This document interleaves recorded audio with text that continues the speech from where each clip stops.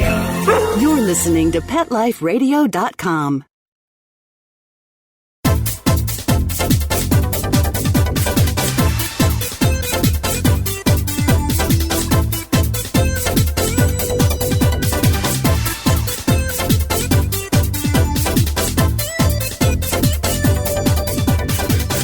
Hello! Welcome to the Animal Party on Pet Life Radio.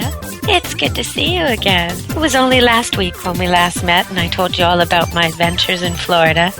And now I've been back home for a week and I've already seen quite a lot of bald eagles. And, I forgot to say, it's Deborah Wolf hosting Animal Party on Pet Life Radio. That's me. So I've already seen a lot of bald eagles. In fact, 2 and 3 in a tree. My record on that was 17 in one tree once. Big tree. 17 eagles all in the same tree. Some of them babies, some of them adult. You can tell by their feathers. The adults are like you'd think with the white head and the black body, yellow beak, yellow feet, white around their ankles. But the juveniles, the younger ones, almost look like a blue heeler, if you know what that looks like, or a blue Merle collie. Okay, some of you are going, what is she talking about? What dog have I ever seen that was blue? So I'll describe it to you. It's sort of maybe like an owl. Okay, and most of you haven't seen an owl. It's a speckly, spotty, flecky sort of pattern, almost like houndstooth, if you know clothes, with black and white patches and markings. It's actually the perfect camouflage, which is why so many young of so many species are born all speckled and the kind of thing that would just blend in and not be seen when they're young and they can't defend themselves yet, and other things are picking on them. So anyway, 17 in a tree was my record, and that's when the salmon come in. Now, there's no salmon there now except for what's left over in the frigid waters from the last time, but there's new salmon coming, and you can tell because the native fishermen are out on their boats in the river, and the eagles probably even more so know when the fish are coming because you're starting to see them on the banks again and see them as I drive my usual drive with my kids to swimming lessons and that kind of thing. So the drive to swimming lessons is amazing. I drive by over this dam and by this pond that for about 2 or even 3 months out of the year is just covered in pink, beautiful smelling lotus flowers. The whole thing's just gorgeous. And the rest of the time, and that's where I see the eagles, before that pond and after that pond. So it's really nice drive. And it's through the mountains and windy roads, and it's really pretty. Then you get down to the bottom where there's lakes. You drive by the lakes, and then I'm into the next town. And that's my local drive. I give my kids pennies when they see horses, or nickels if they see something more rare, like a llama. Well, that's not that rare around here, but I bet it's rare where you live. So we all choose where we live for different reasons. And today, as the rain pours down, I wonder why I'm still here in the rainforest, trying to remind myself, talking about the eagles and the other things I get to see all the time. So I want to ask you something without looking it up. See if you can think about this. What animal do you think has the most similar fingerprints to a human? I'm going to give you a big hint. It is not a monkey. Okay. It's not even a relative of the monkey. No, it's not. No. Okay, you thought it was a monkey, and then you thought it was a gorilla, and then you thought it was an orangutan, and now you don't know what it is. So before the end of the show, I'll tell you what it is, but try not to look it up. Try and really think about this. What animal in the animal kingdom, and I was going to give another hint, but I've given too many hints already, do you think has a fingerprint most similar to our human fingerprint? Now, I wonder if they could lay a crime on this animal, if they could actually use the fingerprints. I hope not. I hope we couldn't use their fingerprints instead of ours. Grafting and that, though. No, I don't even want to think about that, because if there's a bad way to use animals, humans will come up with it. But I'm hoping they're different enough that it wouldn't work to hide a crime. Anyhow, you guys can think about that all through the party. Have a little chat at the water cooler while I get on to some more pet topics today. So I have this cat, Sadie, and everybody thinks of her as a kind of grouchy cat. Now, she's not actually grouchy, in my opinion. I've had her a very long time. About 10 years ago, before I ever had children, this place, Fraser Valley Animal Society, asked me if I would take her. They called me up and they said, there's this cat here that's completely unsuitable for indoor living. It needs to live in a barn. It needs to live outside. I know you have enough cats you've rescued from here before, but would you please take this one? I said, I really don't want another cat. I've got too many house cats as it is. I want to still be able to foster them. It wouldn't be a good match. Oh, please. She escapes constantly. We're afraid she's going to get hit by a car. She really wants to be outside.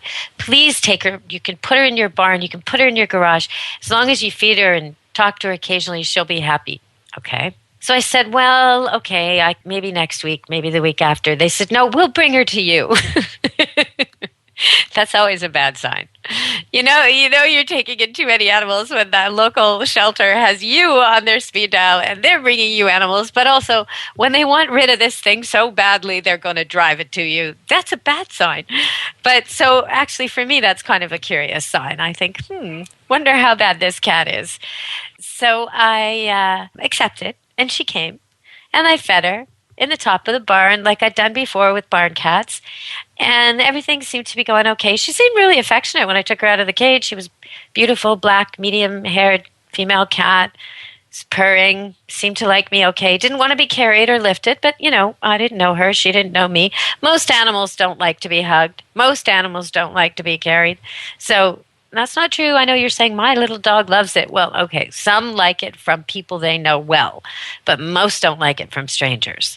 Okay, so anyhow, took her in, fed her in the barn, and 3 or 4 days later, this was summertime, doors and windows were open. I come up to make my bed, and there she is sitting in the middle of the bed in the master bedroom, king-size bed, cleaning herself, sitting there on the bedspread, happy as all get out, thinking, this is my new house, this is my new home. I'm moving in. So, okay, ever since, she's sort of been the kind of cat, she's not an outdoor cat like they said. She's an indoor, outdoor. I want to go in, I want to go out. I want to go in, I want to go out. She's one of those that'll drive you crazy. Meow, meow, meow. You open the door. She goes out for a minute, discovers it's raining, turns around, meow, meow. That's her. Never goes far. Always within, if you call her, she'll always come. She stays within the giant fences I have around the place where the dogs keep things like coyotes and wolves and bears and raccoons away. So she's fairly safe in her life here, more safe than she would have been in a totally outdoor environment, which is what they had planned for her. But she's not very nice to other people. Now, she's fine to customers. It's kind of strange. People come up in the driveway, and if they don't have a dog with them, she'll run up and greet them and rub against them. If they do have a dog with them, she'll come halfway, then turn around and scoot up a tree like a bear climbing a tree, 2 legs at a time. Very cute. But she doesn't like the people I live with, particularly my children. She didn't like them as toddlers. She didn't like them as little kids. She never really liked kids. And she was pretty mean to one of my children. So I got some cat advice on air, and because I was really stumped, I tried a whole bunch of different things and ended up making a bargain with her where if I started feeding her meat and treats, she would stop harassing my daughter.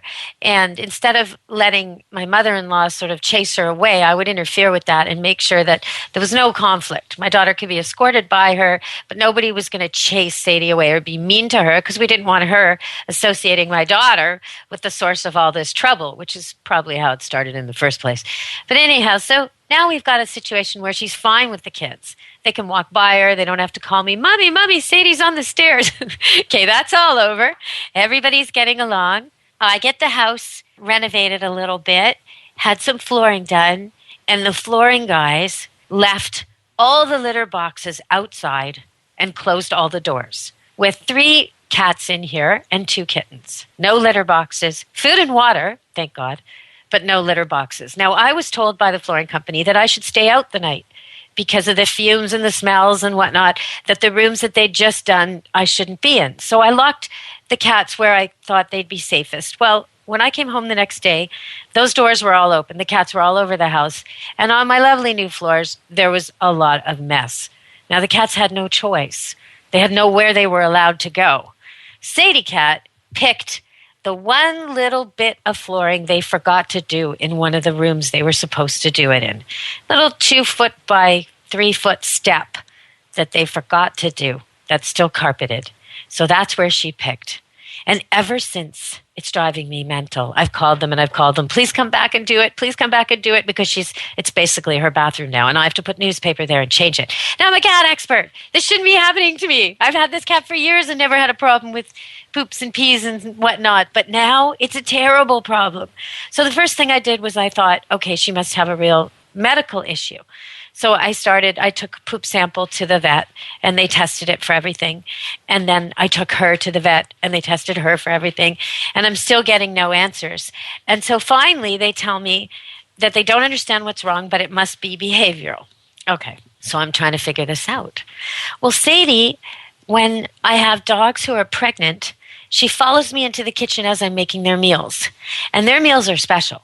They get kibble, but they also get a lot of additives. They get things like eggs and meat and oatmeal that brings on their milk and keeps their milk flowing for nursing. And because most dogs don't like oatmeal, I flavor that with things like a scoop of wet canned food or gravy or bacon grease, just a small amount. Anyway, so I make this concoction for my pregnant and nursing moms. And Sadie is beside herself when I'm doing this. Meow, meow, meow, meow, driving me crazy wanting the canned dog food.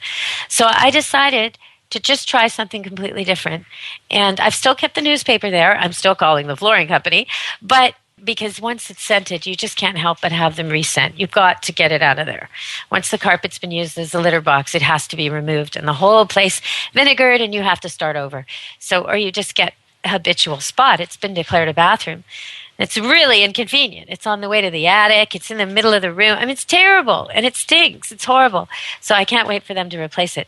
But in the meantime, I'm kind of making a deal with her. I'm giving her a half a can of wet food every time I do this concoction for the pregnant mom and the nursing mom, which is morning and night. They get food in the middle that's just regular food with water. But this is their special breakfast and their special dinner. So now she's getting her own special breakfast and special dinner. It's the same cat food I always fed her, but the wet form. I just decided, you know what? She was 6, 8, 10 years old when I got her, something like that. And that was 10 years ago. So she's a really old lady. And she's put up with a lot of changes. Children, toddlers, play date visits. We have a swimming pool, so we often have a backyard full of kids that are coming in and out of the house. She's put up with an awful lot over the years, including dogs and puppies being born, and now new foster rescue kittens. And the flooring day, she just had enough. So I'm going to try and make her happy again any way I can and hope that that solves our litter box problem as I wait for the flooring guys to do their job as well as I do mine. Isn't it frustrating when someone else lets you down? Someone that's a professional that's supposed to do a good job leaves you hanging? All right. Well, we'll be back in a minute with Animal Party on Pet Life Radio, and I'll be talking about dogs next. Oh, yeah, and keep thinking, what's the closest fingerprint to a human fingerprint in the animal kingdom? Be back in a bit at Animal Party.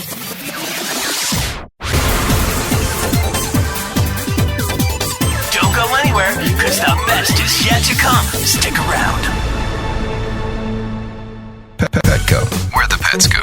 Petco, where the pets go. Pet Life Radio has tail-wagging, fur-flying, fabulous deals for our listeners from Petco. Get $6 off your order of $60 or more and up to 40% off the entire Petco site. That's right. But that's not all. Because you're a Pet Life Radio listener, you'll also get free shipping on your order of $49 or more. $6 off, up to 40% off, and free shipping from Pet Life Radio and Petco. To get these awesome deals, go to petcodeals.com. That's petcodeals.com. Petco, where the pets go. Betty White, what's the #1 pet radio network in the world? Pet Life Radio. Cesar Millan, the dog whisperer. What radio network has over 5 million monthly listeners and over 50 pet talk shows? Pet Life Radio. Rachel Ray, where is the best place to reach potential customers if you have a pet business? Pet Life Radio. Put your business in front of over 5 million pet parents with a radio ad on Pet Life Radio, the award-winning #1 pet radio network on the planet. Call our sales department today. Toll free at 877-385-8882. That's 877-385-8882. Or email us at sales@petliferadio.com. Steve Wozniak, if Apple was a pet business, where would you advertise your iLeash? On Pet Life Radio. Let's Talk Pets on PetLifeRadio.com.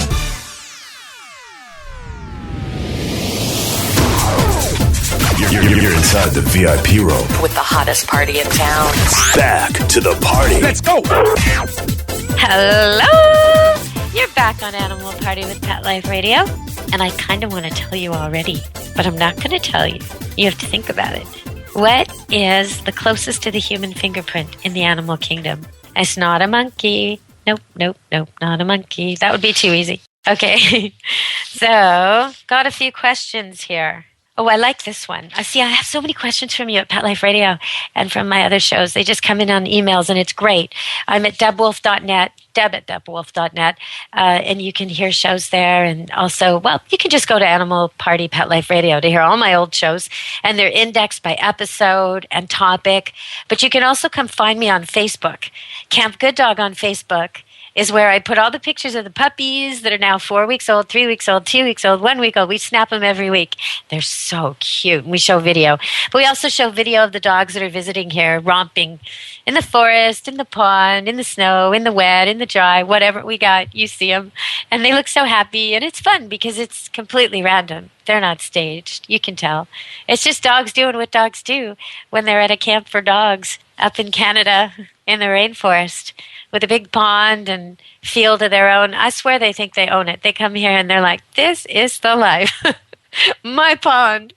There's this lab that used to come here, and every single morning, she wasn't particularly active in her home. She was sort of a couch potato food hound kind of dog. Her name was Goldie. But here, every single morning, she would just line up at the fence, and then as soon as you open the gate, she would line up at the next gate. As soon as you open that gate, she would not quite trot, but briskly walk right to the pond. And then she would just do laps back and forth and back and for up to a half an hour. Then she'd get out, she'd go up, want a nap again. Like her own personal swimming pool. Now, most of the dogs mess around. They chase each other and they take turns peeing on things and they wrestle a bit, and some go in the water and some bark at those in the water and some go half in the water and, some dig for things. Right now there's no frogs yet, but it's coming. And for dogs, the whole frog thing is like a big, huge mystery. Is it a fish? Why does it smell like both? It makes this crazy sound, just like a squeaky toy, which is why they like squeaky toys in the first place. Sounds like a wounded animal. But it dies under the water. Wait, who would have thought that would happen? I've seen dogs chasing frogs, and it is really, really funny. They just can't get it. Sort of like watching a dog chase a flying squirrel, which we also have. They chase it up a tree, and they're all excited, and then the squirrel does its thing, and it jumps, flies over to another tree, and then it talks to them from like across the river. And the dog goes, wait a minute.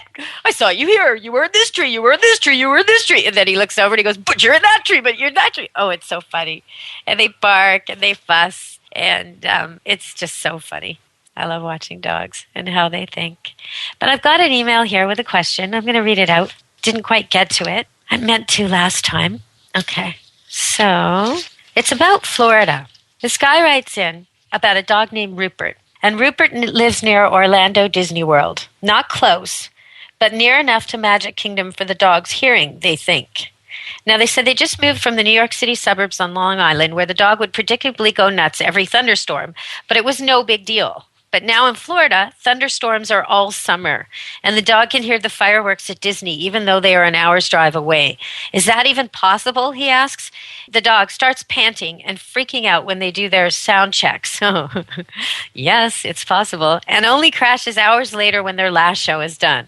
He's a nervous wreck. We're almost thinking of giving him away to go live back with our old neighbor or my sister. They loved him, he loved them, and he would get his old life back. What's the best choice? What can we do about this fear of fireworks? Wow. I feel really bad for Rupert. Well, there's a bunch of things you could do for Rupert. There's a rescue remedy that you could give him. There's sprays you could give him. There's the Thunder shirt or Thunder wrap. There's different products that are made that make the dog feel like he's always being touched. So it's like a tight T-shirt that he wears. There's different things you can try with him and to take the stress out of this experience. But it's I don't think it's going to be very effective. I think that you would be able to make some progress if you were further away. An hour's drive may seem like a lot to you, but if it's mostly over echoing ponds and marshes and things like that, it's not that far to a dog.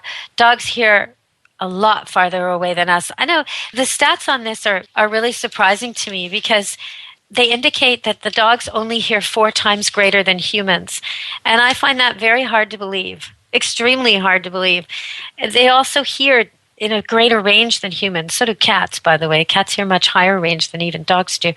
But they say that dogs can only hear 400 yards away, but I don't believe that. I don't believe that for a minute. I have seen dogs that I have to collect and bring out to Maple Ridge because they lose it every time there's the Festival of Lights firework activity downtown in Vancouver, and it's done in the harbor between the downtown area and this swanky sort of urban suburb called Kitsilano.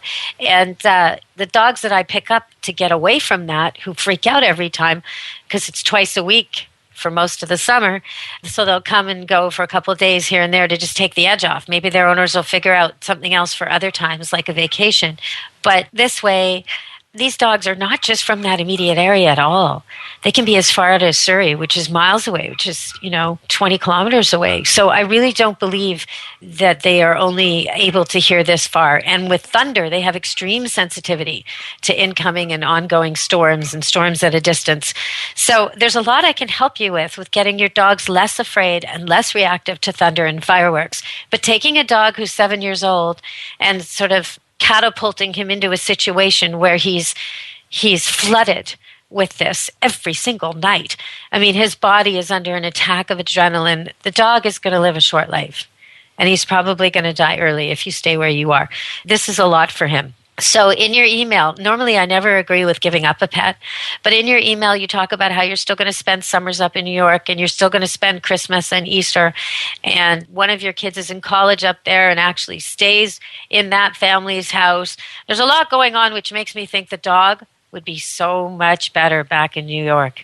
You can get a new dog. Get a rescue dog in Florida that's already proven it's not afraid of fireworks and thunder if you're going to live where you can hear the Magic Kingdom every single night. So let your dog go back to his old life and his old home and his extended family and some of you, some of the time at least. Let him do that because I think that's the best solution. I know that's a little controversial, but in your case, I think it's the best solution. So don't go get a puppy. Go rescue a dog where you know he's cool with thunder and fireworks. Okay, everybody, we're going to go to break and come back to the party in just a minute at Animal Party Pet Life Radio with Deborah Wolf. Don't leave this party before it's over because the best is yet to come. Only losers leave the party early anyway. Party on. Back in a few. Every pet is unique. Maybe they're gray in the muzzle, yet young at heart. Maybe they're growing out of the puppy stage and into their paws and ears. Or maybe they're just trying to maintain a more girlish figure. At PetSmart, we have the right food for your pet at a great value for you. PetSmart. Be better together. Go to PetSmartDeal.com and save up to 30% on awesome gifts for the pets and pet people in your life. Toys, collars, leashes, PetSmart gift cards, treats, and more. Go to PetSmartDeal.com today. PetSmartDeal.com. Welcome to GoDaddy.com's Internet Cloud. First, get your domain name from GoDaddy.com. Then, make your business and personal internet dreams come true. Go to GoDaddy.com. Use promo code PARTY101 and get a .com domain name for just $7.49. Party102 for 10% off your order. Party103 for $5 off $30 or more on any items. Or Party104 for 20% off 1-year hosting plans at GoDaddy.com. GoDaddy.com. Domains, websites, and everything in between. I'm not much of a reader, but I do wish I were more well-read. There are so many great books coming out. I wish I could find a way to keep up. Audible.com makes it easy to stay well-informed and catch up on your reading simply by listening. Audiobooks from Audible turn downtime into uptime. You'll be more productive and become well-read. Now I'm able to catch up on all the great books I've been wanting to read. With Audible, I feel smarter. Pet Life Radio listeners, try Audible.com now and get your first 30 days of Audible Listener Gold membership plan free. And get a free audiobook. Choose from over 100,000 titles. To get this great deal, go to audibledeals.com. That's audibledeals.com. When you're looking to add a pet into your life, consider adopting a homeless animal from your local shelter or rescue group. Whether you want a kitten, puppy, or a more mature pet, a purebred or a one-of-a-kind mixed breed, even a rabbit or hamster, your shelter has the best selection of animals anywhere, all screened for good health and behavior. PetLifeRadio.com presents Take Me Home with your host, Susan Daffron. Join us each week as we showcase wonderful pets, tell stories, and even throw some pet education into the mix. So get ready to find out why the pet adoption option can be a great way to add a furry companion into your life. Take Me Home every week on demand, only on PetLifeRadio.com.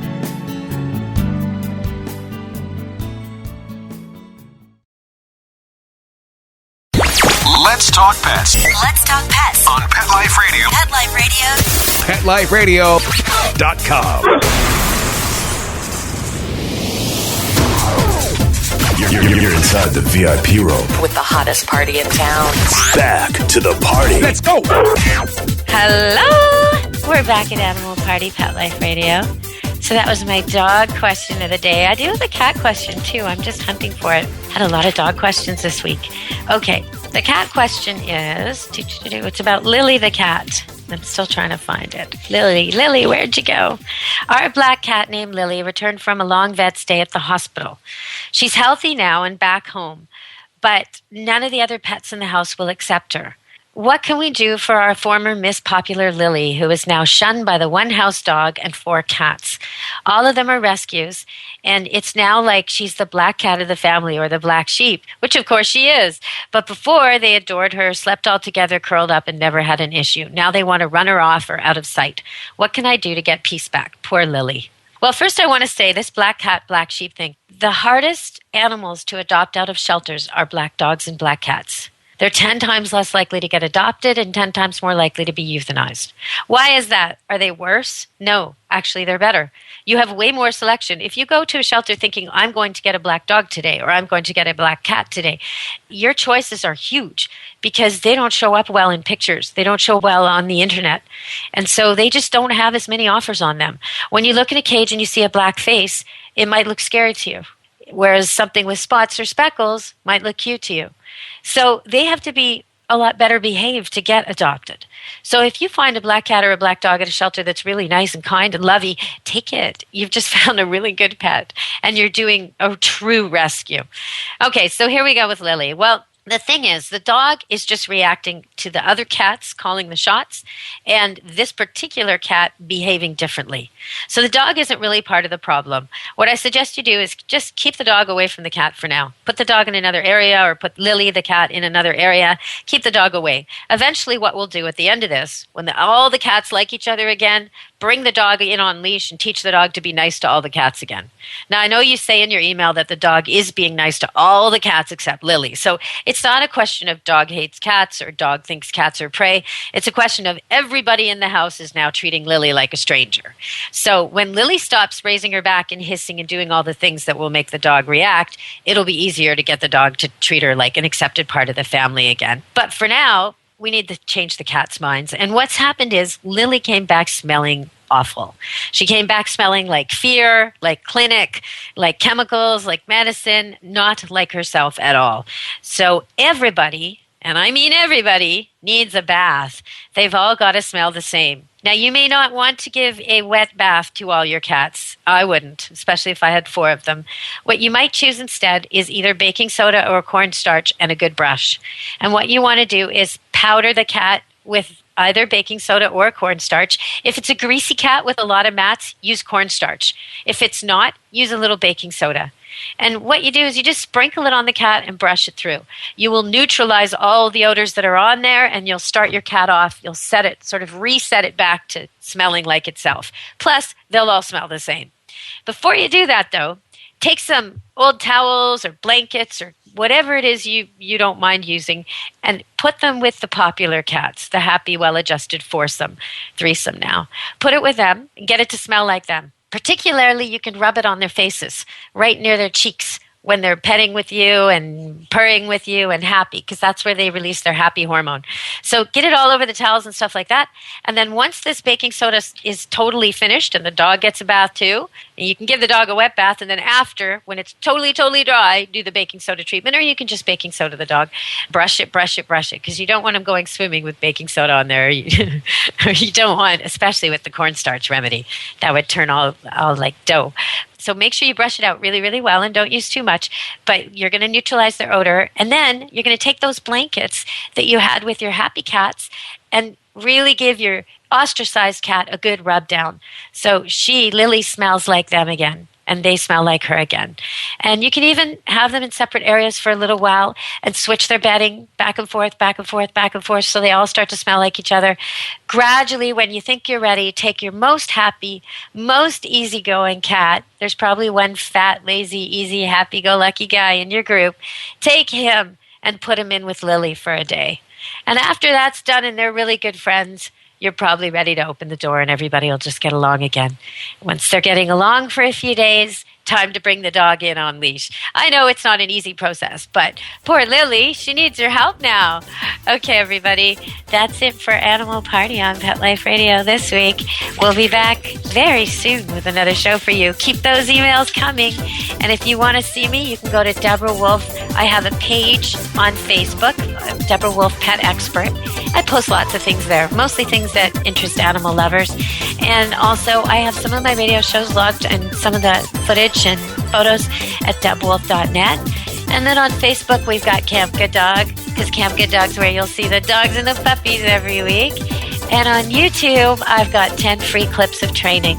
Deborah Wolf on YouTube. If you want to see me training dogs, well, there's 7 training clips. How to get your dog to be good with kids. That's right on there. So check it out on YouTube.